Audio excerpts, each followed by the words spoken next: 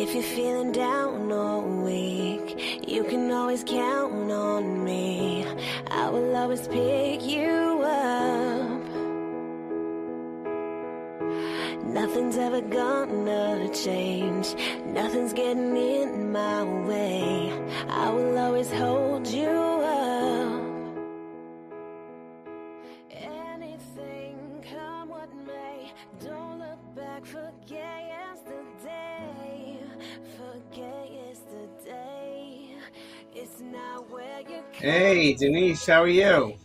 Hello, hello. How are you? It's a great day in the neighborhood, right? Great day in the neighborhood, yes. And this is Fostering Legacies. We're here every Monday night. We have a new time from 7 to 8 p.m. Eastern Standard Time. And we haven't seen each other in a little bit of time. So how you doing? Oh, wow. Yeah, we haven't. It's been a while. I'm doing great. The holidays passed, the New Year's passed, but we're here. And it's lovely to be here. We're definitely here. I know you're very busy. I've been very busy, and we both had different situations we had to deal with and cope with, and it just makes us stronger.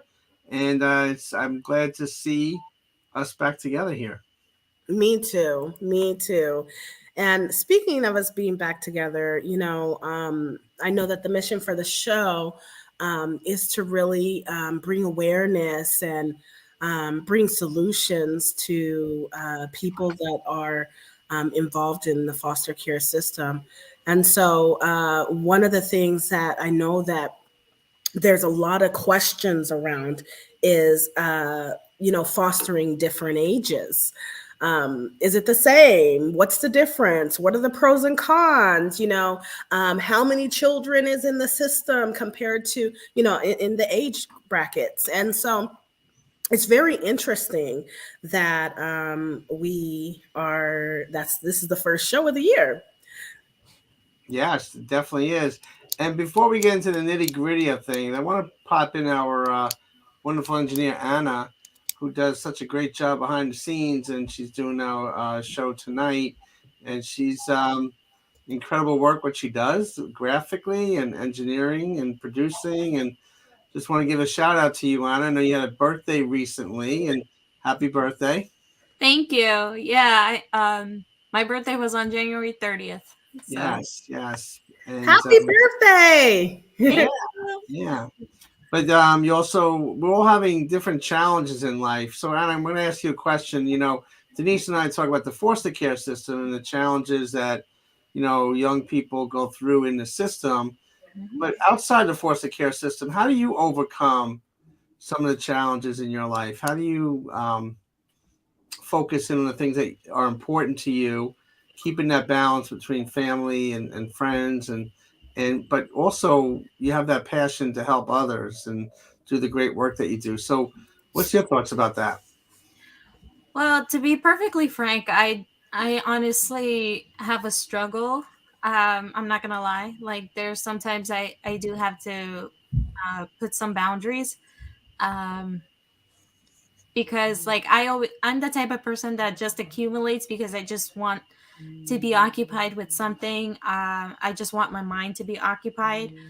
Um, However, I realized in the end that I myself have to self care also, and I have to. Um, what's the point of me giving 100% when in reality I can't give myself 100%?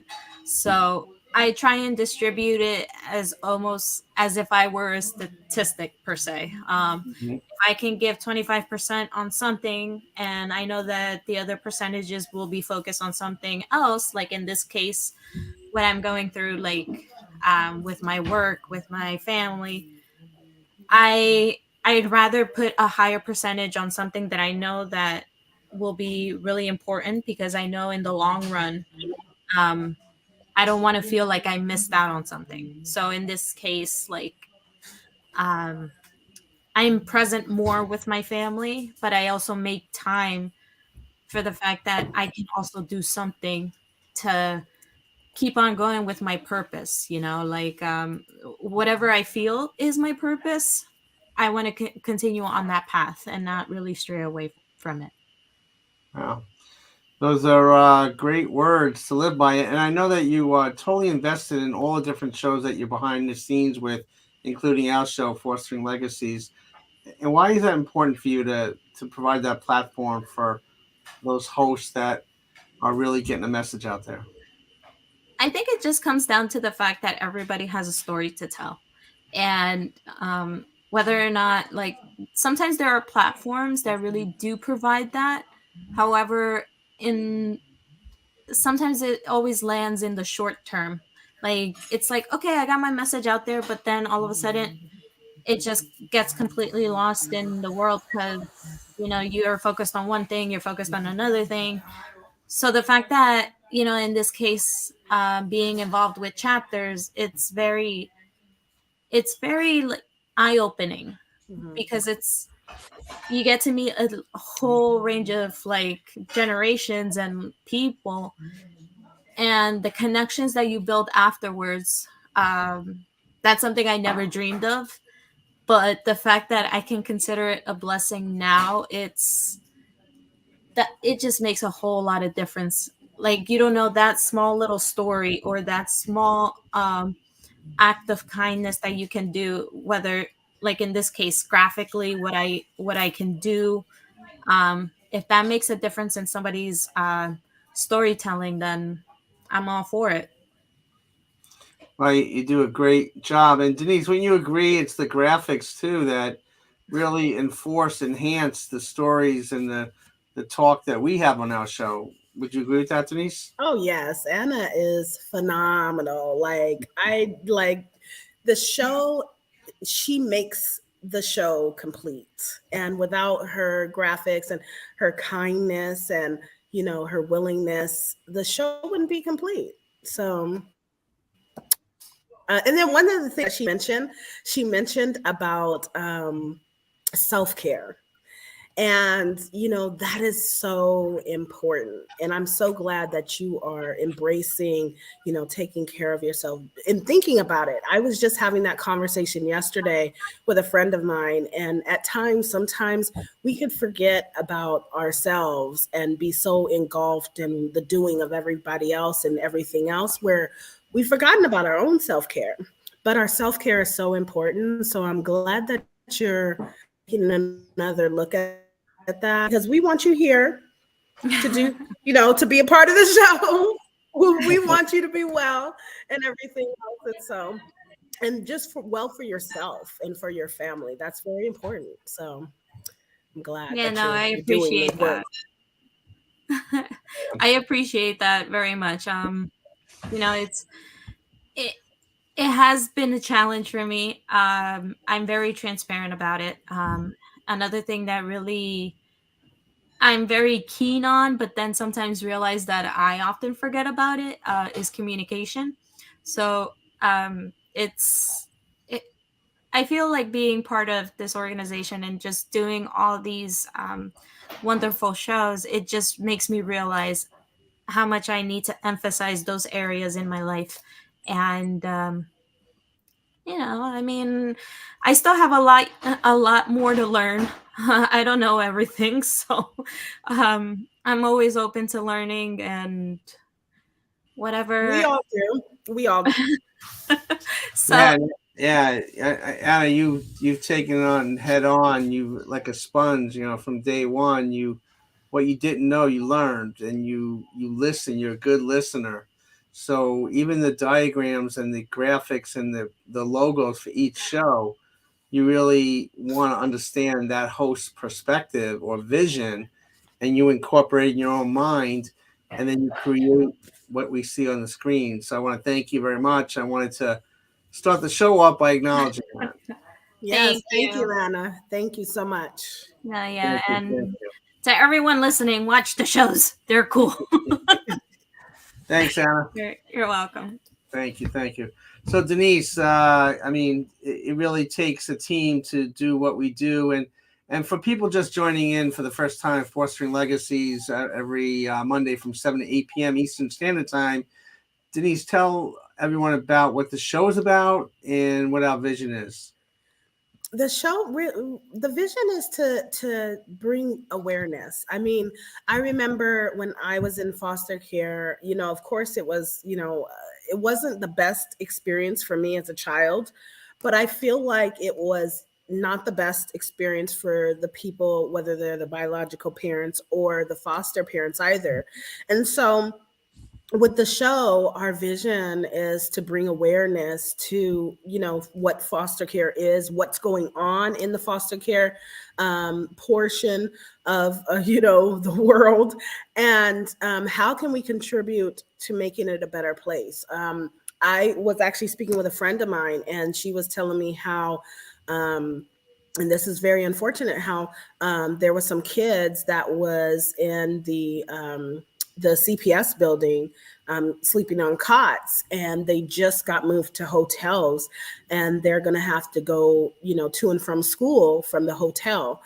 And this is an ongoing thing, not just in the region that I'm in, but in different regions of the United States. And so just bringing that awareness, and hoping to bring the right people together, that are wanting and willing to make a difference, that are willing to help the cause and bring better quality of life to these children that so desperately need it and so desperately deserve it.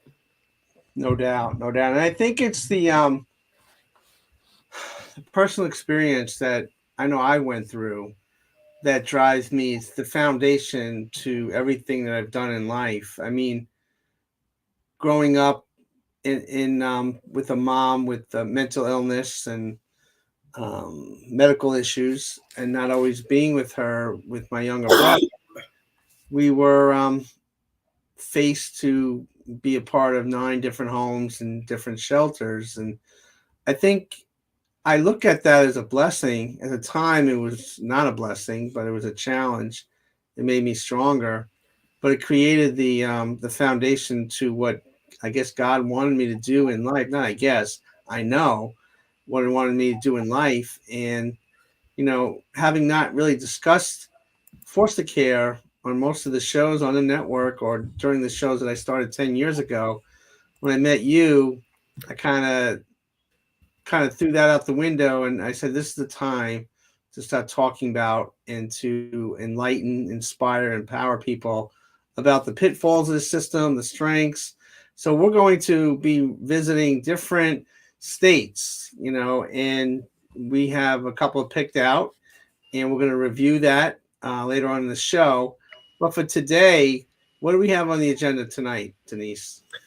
Well, basically, we're going to be talking about the age groups of, the different age groups of foster kids, and what that may look like.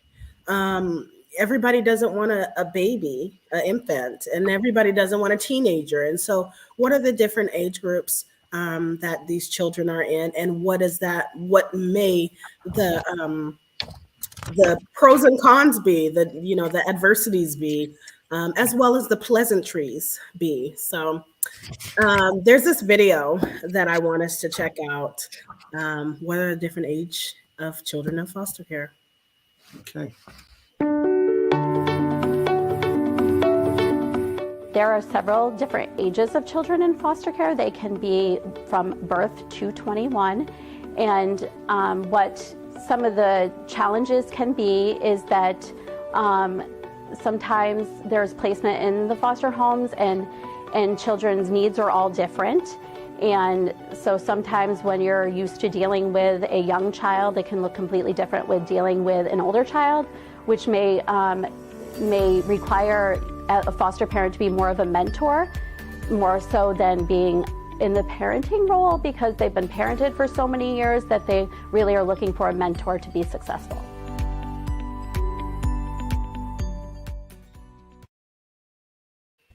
That's short and sweet, and I think it's important to look at what are other reasons why children land in foster care, and there are different reasons why. And I mentioned one for myself, but a few more reasons: addiction, abuse, mental health issues, which I just that's why I entered into the foster care system.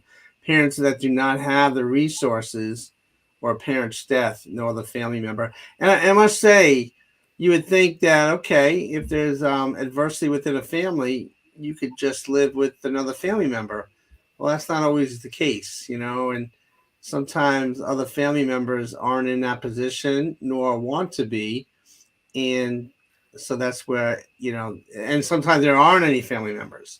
So it really, we have to rely on the existing foster care system in each state, each community, and that really highlights the different things.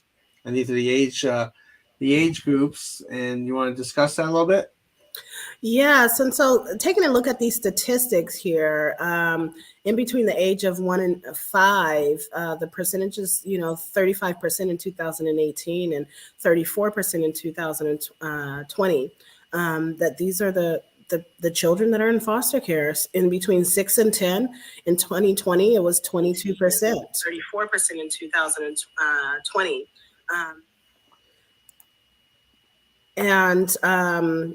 And also, sorry guys. And also 6 in between 11 and 15, it's 22% as well. And 16 through 20, and I know that 20, they're already grown. Sometimes, depending upon the state, they have the ability to stay in foster care longer than their 18th birthday. And so these children in between 16 and 20 was in foster care. About 14% of them was in foster care. And that brings the total down to 407,383 children in foster care. And so those are, that's quite a bit of a demographics population that is in foster care that a lot of awareness has not been brought to, and the system is struggling to find placements for these children. No doubt. And I think that with overpopulation or limited resources, it makes the job even more difficult and the challenges more difficult. And when you look over that list, the mental health issues, addiction, abuse, these are really challenging developments within our community that I think it's worsening as we go along. Addiction has always been there. However, when a mom and dad is addicted to any sort of substance abuse, that can create major challenges within the family. And of course, abuse, either domestic violence or physical abuse, will also be a dividing factor within the family as well. Yes, and on top of that, the parent's death. Sometimes it was just an unfortunate event of the parent's death, and the other family members don't want to take care of it. But I know that that I had family members that were addicted to drugs, and the things that children go through, the trauma that children persevere through when that happen is catastrophic, and could leave them in a state of being like that for a long time without therapy and without the right proper help and guidance. And so I wanted to take a look at another video that talks about fostering children of addicts and what that really is and looks like. Yeah. Our state and our country are dealing with a crisis. Opioid addiction is skyrocketing, and that is fueling crime rates and tearing apart families. When parents can't safely care for their children, often the state will step in. But then what? Well, I found a solution that increasingly now is in short supply. Can you do some dancing? Yeah. Little baby Jay is the 5th child Elizabeth Friedland has cared for in the last 14 months. I've had him for a month now. There's really no telling how long I'll have him. Can I get your chubby little toes? She's 34, single, and works full time, and she surprised many when she signed up to foster children. I'm gonna get your toes. I thought she was crazy. I really didn't think she had a handle on what all was involved. Not only is Elizabeth learning to single parent, she's also learning what happens to children like baby Jay when a parent uses drugs. His family story is one that's very common, lots of drug use and a cycle of addiction. And I think it's a testament to the power of addiction that even knowing that their child isn't with them, they can't break the cycle of addiction. Baby Jay, like thousands of other Indiana newborns, was born drug dependent. These children need a safe home, and right now there are nearly twice as many children in the system as the number of foster homes available. The need is great. It is a crisis the Indiana Division of Children's Services is trying to manage, but says the gap is widening. There are a number of reasons, but I think the biggest one is no secret. Substance abuse is way up, especially opioids. Wide says the greatest need in Indiana right now matches the population areas, Marion, Allen, Vanderburgh, and Lake counties, but that every community is impacted. There we go, puppies. These kids just don't have anywhere to go. Yeah. Elizabeth says once she learned of the need, she decided to do something. It took her about 4 months to get qualified. You learn about what kinds of children you might have. You learn about the issues facing these children and their families so that you understand what they're going through. You have to become CPR certified. You have to be over 21. You can be single, you can be married, you can be cohabitating, and no criminal past. Ever since Elizabeth got her license, her phone keeps ringing. Sometimes she's taken 2 children at once. Because you don't want to say no when you get those calls, and because there is a shortage of foster parents, you don't know how long it's going to be until they find a placement for that child. You got it. Oh. An ideal placement for a child is a safe home with their siblings and in the very same community so they can continue with their schoolwork. But the situation is so dire, the state now is actively asking for help. So you're kind of going out to service groups, you're going out to churches, you're saying Absolutely. We have a need. I would say we have a great need for more foster homes. And again, we know who's your step up. Hey, puppies. Hi. And when they do, a generation of Indiana's children, like baby Jay, have a better shot of reaching their potential. Oh, she works. The improvement in the child is just amazing to see. The weight gain, the mental abilities that he has done. He's a happy baby. He's just a very happy, otherwise perfectly normal child. I love them as hard as I can, and every time a child leaves, I sob and I cry my eyes out, and it's awful, but you know you did a good thing, and that's what you signed up for. Oh, it does tear on her heart. And some people, they do try fostering because they want to explore adoption. But there are others like empty nesters, which is really a prime target for the state of Indiana. They would love empty nesters to sign up because they're experienced parents, they have the space, and many times they have the time to give. So if you would like to explore or learn more about fostering in Indiana, head over to our website, WTHR.com/addicted. Wow, infants, there are going to be a lot of toys, drug addicted, lots of crying, diaper changing. There are a lot of fun, not talking back yet, daycare expenses. I mean, you watch that video. I mean, she mentions she cries because they have to leave, but she knows that she did a good thing. I think it's more than a good thing. You're providing a foundation and structure. You're planting a seed. Because being a foster parent, you go into it knowing that those children are going to leave unless you adopt them. But it's that moment in time that they learn from, and it's immeasurable, it's intangible how that positive experiences helps that child later in life. And that's the part that foster parents will never know, but they always are providing that. I completely agree. I feel like, she was specifically talking about infants, and even though that that was particularly in Indiana, this is going on around the United States in different cities, in different states. These things are happening, and a lot of people may not want or desire to take on an infant.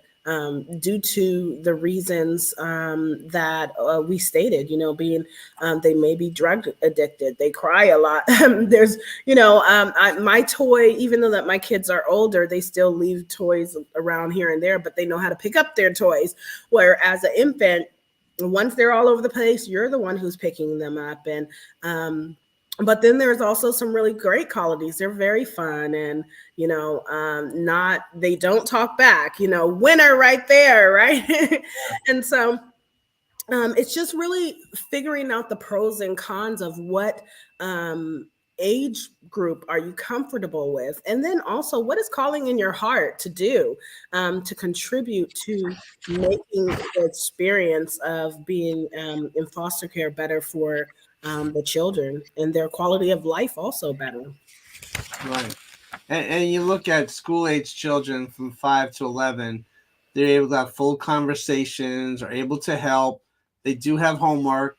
They can understand more what is going on, age appropriate toys and activities and chores. So when you get a child between 5 and 11, and that's where my journey began in the foster care system right then and there. So I was able to absorb what was going on around me and missing the things that like my mom and different things that I was aware of.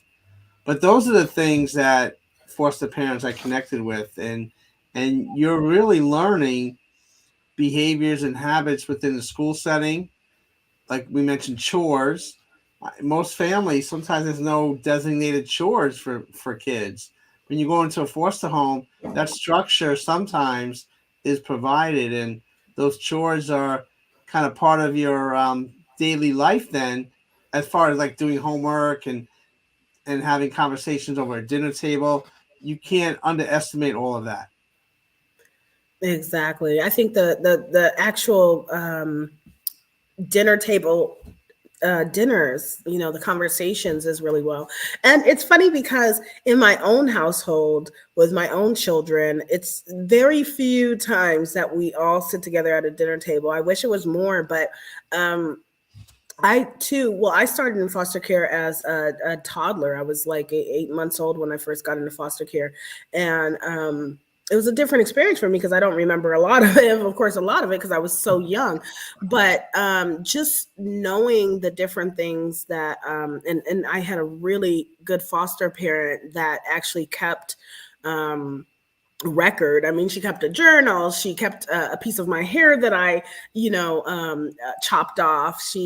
Yes, she kept a piece. And then I also saw that dress right there. She had that picture hanging up in her hallway where all of her other family pictures are. And she actually gave me that dress in a Ziploc bag to bring back. And it was like, wow, she had my immunization record. She had, so many different things. And I was like, wow, how could this be possible? And I didn't remember, but that brings me to, the toddler age, which I was just a little kid and I just wanted to be a little kid. I didn't know what was going on. I did not know that my mother and father was not in a state of being to take care of me. I didn't know any of those things. All I knew is that this person was helping me to smile. And then as I got older and adult, I was able to harness and embrace those memories. And I think that's very important for all uh, parenting, whether biological or parents, to want to do with their children. And so that was near and dear to my heart. Yeah, I think the journey that young people have is something where they may have forgettable things or circumstances, but some of those things they're internally secured that develops stronger for your internal resources. You mentioned having dinner at the dinner table. um, I work with a lot of kids in the school district and at-risk kids, whatever that means, and I would always ask them, how often do you have dinner at the dinner table with your family? And they almost always say never, or around Thanksgiving and Christmas, 3 or 4 times during the year, because they're working or they're watching TV. We've been so distracted. But as a psychologist, studies have indicated statistically that when you have more dinners at the dinner table, that your cognitive development will be more profound in boys and girls. So the verbal interactions, what did you do today, the conversations that take place, really, we're missing all that out sometimes. And I think that's a detriment to the generation, but especially for foster children. And I remember when I was in one of the foster homes, there was a dinner. They had 3 biological daughters, and it was me and my brother, and we would have dinner together, and we would talk about what we were going to do after dinner, and they were all musically inclined. I'll never forget Ruth, Beth, and Jane, 3 sisters. One sang, one played the piano, and one played the guitar. So after dinner, we would sit in the living room, and they would jam out, and it was very unique for me at first, but I got into it. So I knew all the Carpenter songs back then, and I was starting to be part of their family. And then but I always had the need to go back to my mom, where my brother wanted to stay there. I always wanted to go back. So there was a little part of me that always I had a limit to the happiness I was going to have, or I was receptive to that. So as a foster child, you learn to accept the situation that you're in, but you also have this feeling that you want to go back to wherever you want to go back to. Yes, I completely agree. Now that you mention that, I remember as a teenager, there was a lot of good things that I experienced as a teenager, being in a family environment. And okay, let's just go over the stigmas of being a teenager, because I feel like at a certain age, I was no longer desirable, I was no longer adorable, and there were smaller opportunities for me to get into a good home and also to get adopted. I never got adopted. And so some of these stigmas that teenagers really go through, and preteens and younger teens, teenagers, is, well, the thing is that they are more independent. I was more independent. I was helping around the house. I was meal planning. I had a part-time job. When I think the first job that I got, I was 15 years old, and it was a summer job. And I remember I was working at Sojourner Truth. It was a old senior citizens building, and I was working as the assistant administrator there for the summer. And so that was my very first job. It was really wonderful because it gave me the opportunity to have some kind of responsibility and to, really see who I was in the world. I learned how to drive a little bit at that age, but I didn't get my license until I was 18. So we're not even going to talk about that one. But I did have social issues. I had social issues. I did not know how to connect. A lot of times I was by myself.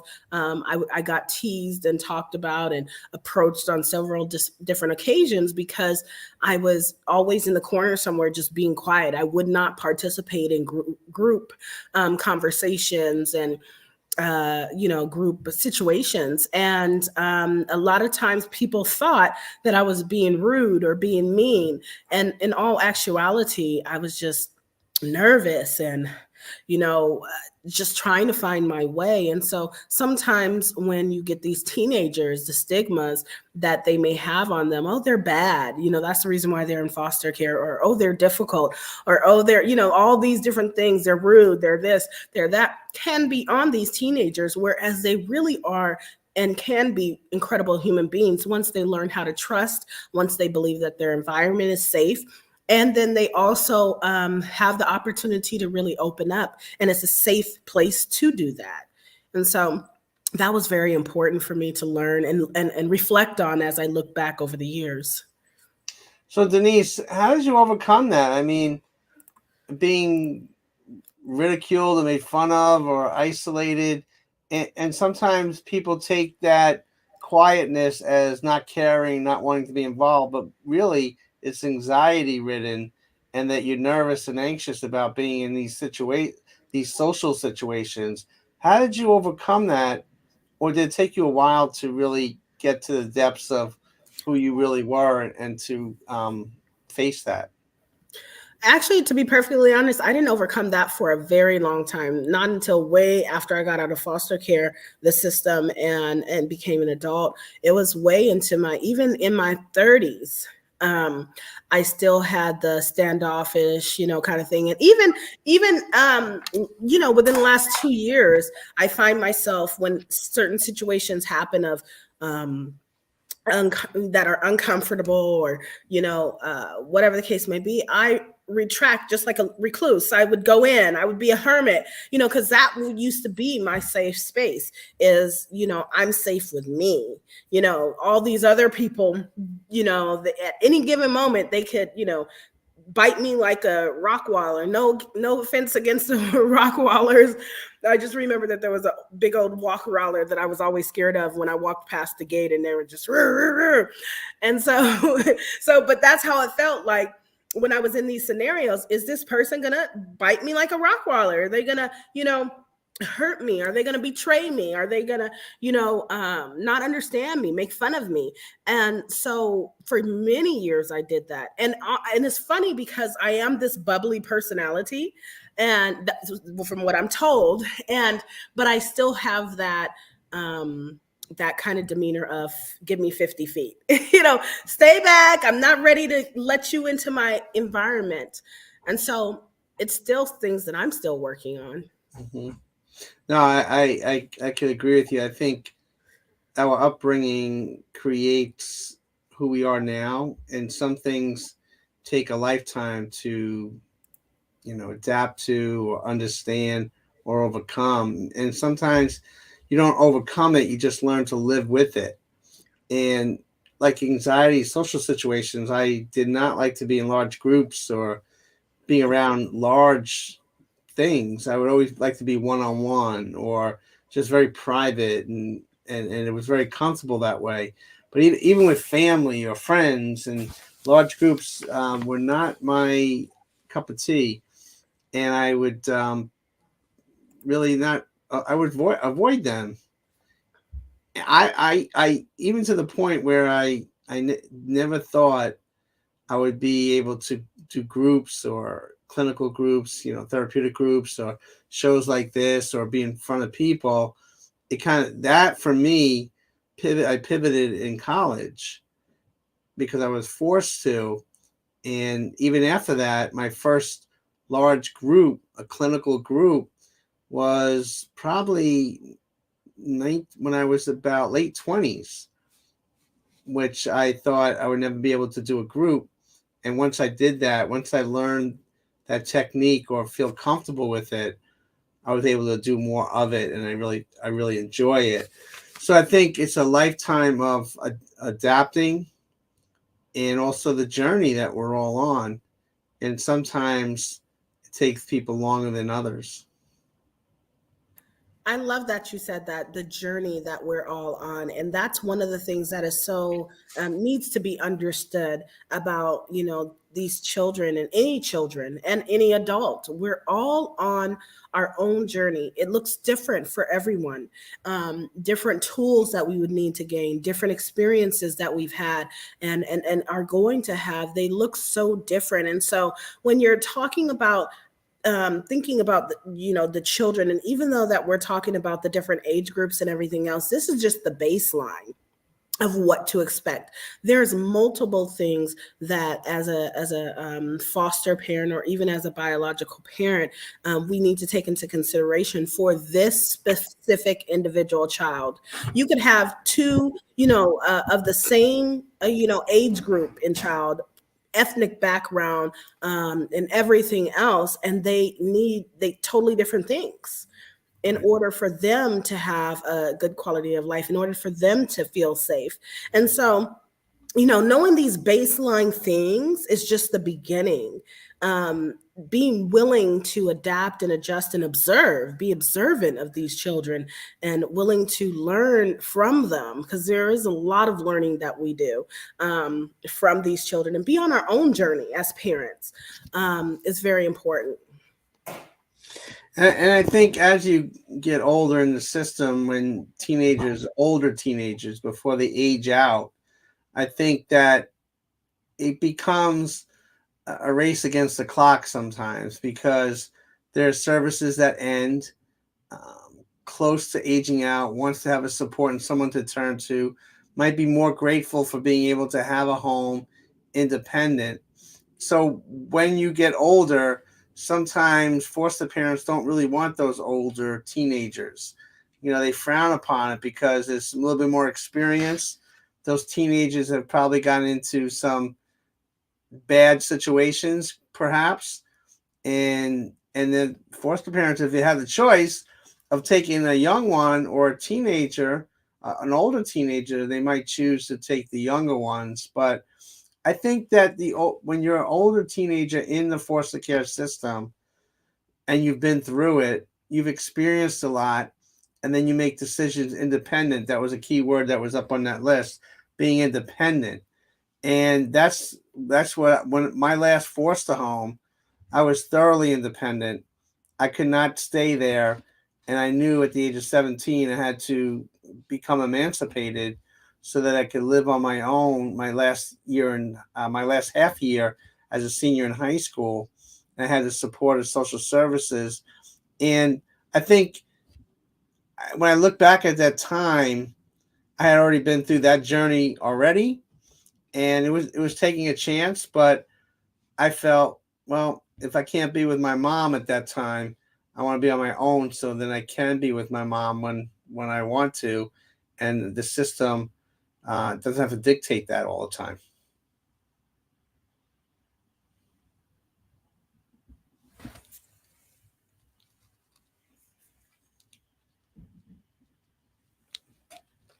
Denise?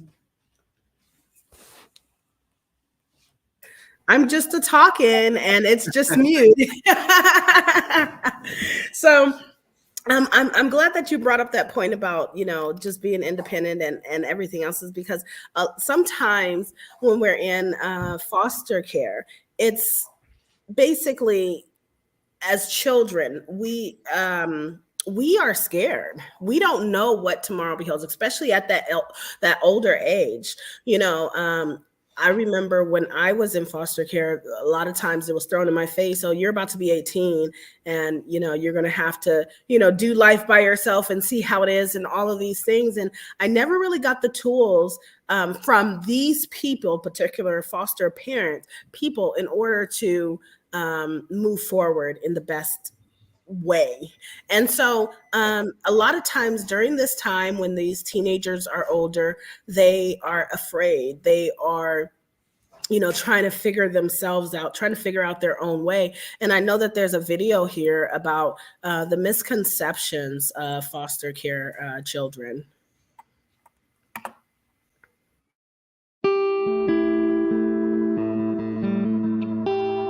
So one of the big misconceptions is that these are all troubled youth, that they have psychiatric disorders, that the problem is them, and that's just not the case.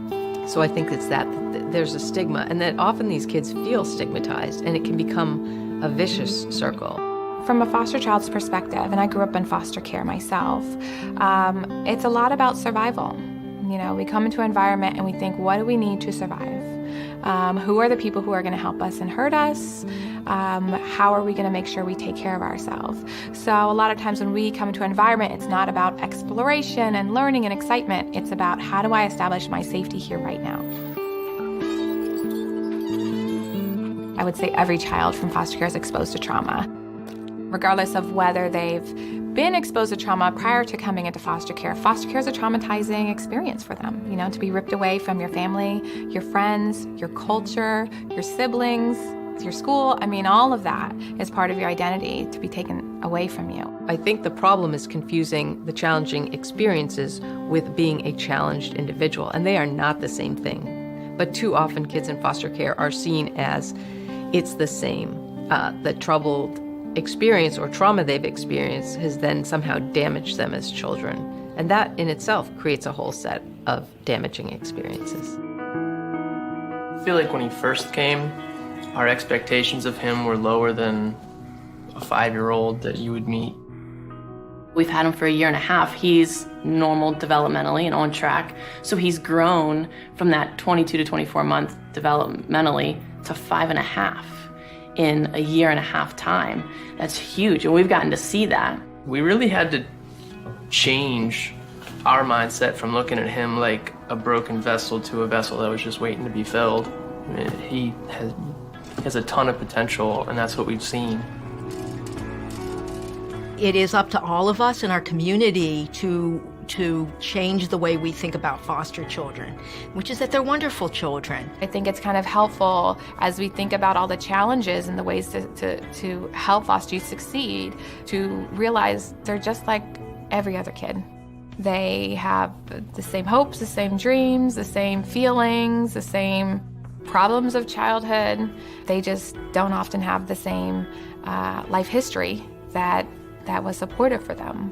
But, they're not very separate.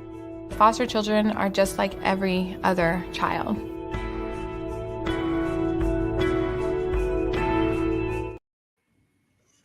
Wow. Yes.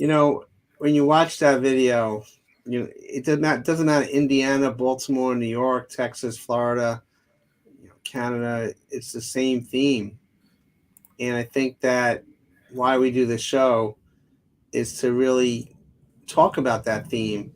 How can we change it? How can we overcome some of the pitfalls or what needs to be in place? And I think over the next couple of weeks, we're going to be looking at guests from New York and Florida and Texas.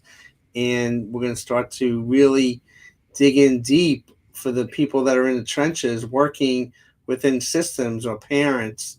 So you want to stay with us from week after week on Fostering Legacies every Monday from 7 to 8 p.m. But what's your takeaway when you watch that video, Denise? My takeaway is basically, just like the video said, we're all different. Like these foster children, there's no one size fits all. And even though that we were talking about the baseline, there's different aspects of, okay, well, this is the baseline of these age groups, but let's see how this individual human being, what do they need? What have they gone through? What tools and resources do we need to instill in them for them to have a good quality of life and survive and thrive past the foster care system? And so it's very important for us to do that work. But one of the things that I'm really super excited about that I started doing is I have joined in on one of my organizations, actually the very first organization at my university, Saybrook University. And I am the director of the youth and social justice program of that organization. And this is an opportunity for people within the ages of 13 and 17 to really have a voice and have tough conversations, of course, with parent permission, guardian permission, but have these tough conversations and also be around other children at their age group to see what's going on. And it doesn't matter what's part of the states you're in, what state you're in. This is something that anybody within the age group of 13 and 17 could join in on. Denise, do you feel like everything you've been through, your journey, has gotten you to the point now where it seems like you're expanding in so many different ways? You've already done a lot, but it seems like that drive, that passion is really instilled in with you. I know you have children of your own, but you're always wanting to connect and make this a better world. And I just see with the recent work that you're doing, do you feel like that journey is it was so important to you to get to this point in life? I think so. With what we're doing in Fostering Legacies, what I'm starting to do with the Bayaka organization as being the director and also being the assistant secretary on that organization. And just with all the things that I'm doing within business, I don't think like the tools that I got or didn't get during foster care prepared me for these moments. And so it's easy to say, look back over my life and see the negative things, so-called negative things that happened to me during, foster care, being in the foster care system. But for me, one of the things that I love to do and I would love to help other people do is see the beauty in it. See the beauty that could come out of it. It's not all negative that you have to look. You could extract some beautiful moments and help yourself to be more happier and thrive in life. I know one last final topic we're going to cover is mentorship. What's your belief in that? Well, you know what, Steve? Everyone isn't ready to be a parent or a foster parent. And some people just want to start off where it's most comfortable, trying to test the waters, put their little pinky toe in the waters and see, if this is something that they could do or if this is something that they could be a part of. Some people may never become foster parents, but to be a mentor to a child can render some amazing things for that child. I mean, it could change the trajectory of the life of that child if done the right way. And so there's another video that I would like to show all about mentorship. All right, let's check it out.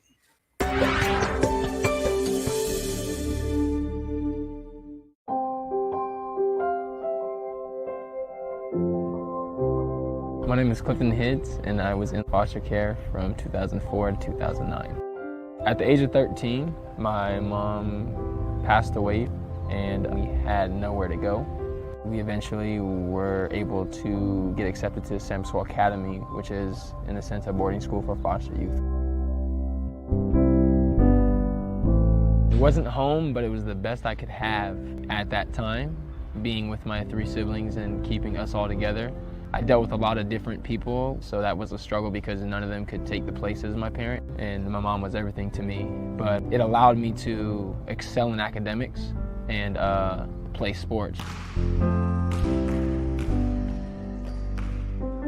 My best friend played football at the time, and at every game I would constantly see this lady who would be at his game. So I just kind of walked up to her during the game and was like, hey, who are you? I had been going to football games and making signs for another student that I mentored, and out of the blue he came up to me and started talking to me. Well, you need to come to my basketball games. I'm amazing at basketball, and since you're at all these football games, you need to come show support for the basketball team.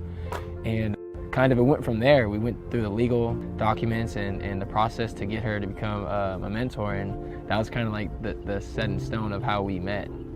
I think for me, it was being able to make a difference in a youth's life and helping them to see their full potential. She would be at every single one of my games. I'd look to the stands and not see any family there, but I would see her. And that was what I looked for, where's my mentor? Because she now took a place of a huge role in my life as support, and that's all I needed, like someone to believe in me.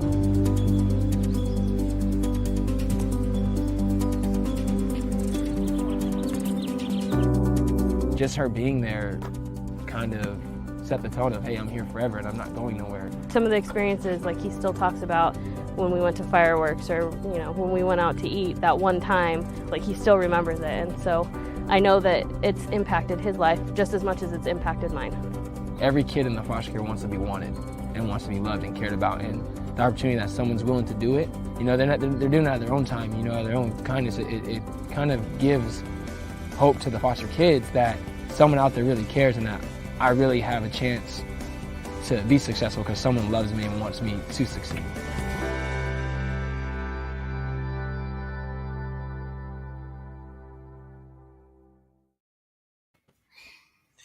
Wow. When you watch these videos and having gone through your own journey, when you hear other young people talk about it, it still brings a tear to your eye because, first of all, he said, it's not home. I have to make the best of it. And I think he did make the best of it. Look how articulate he was. Look how outspoken how he is. And the second thing I'm learning, and I've always known, but there's no color. There's no racial divide. It's just pure love of a parents and a son or a daughter or a child. And I think that's what we're missing in the society now. It's so divided and polarizing that to see these kind of videos that were popping up on tonight, it's encouraging, it's inspiring. I completely agree. It is inspiring. And, me personally, I have 5 children, and being a foster parent is maybe a challenge right now that I'm not wanting to embark on, being that my kids are still young. But being a mentor, and mentoring other children and giving them hope, and just like being a difference, knowing that somebody cares, is something that I definitely is near and dear to my heart and I want to do. And so, Steve, this is an incredible thing that we're doing, that you are doing, with all the things that you have already done and are still doing. And I just want to keep on paying it forward. And I think we are, and I think we push each other because life sometimes gets the best of us from day to day. But we know at the end of the day, it's the common cause, the unity that we have to try to provide that platform to look at these systems around the country.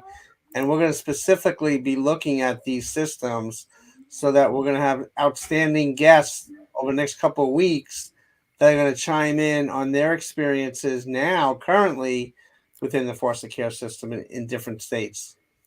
Yes, I agree. And I can't wait to go on that journey. I mean, like I said, this is happening in multiple states, pretty much every state that this is happening with the foster care system and the children. And so if we could bring light and resources and understanding, and also, a safe place for parents to come and get more information and understanding, and then also a safe place for children to kind of like be heard and relate, then I say that this mission is successful.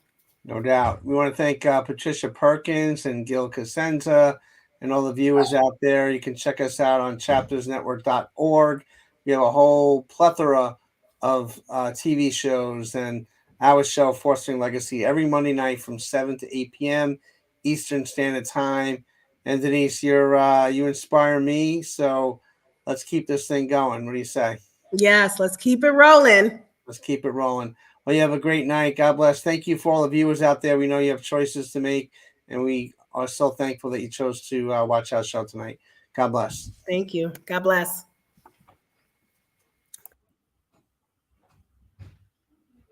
Nothing I would trade.